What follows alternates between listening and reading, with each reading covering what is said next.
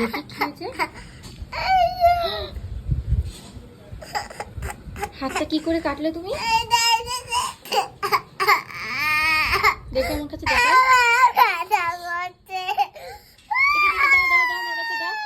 দেখো খেলতে খেলতে হাতটা কতটা কেটে নিয়েছে দেখো।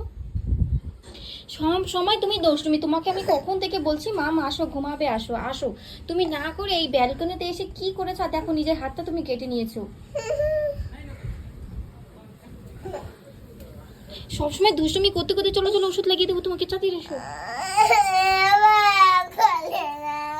আসো আসো,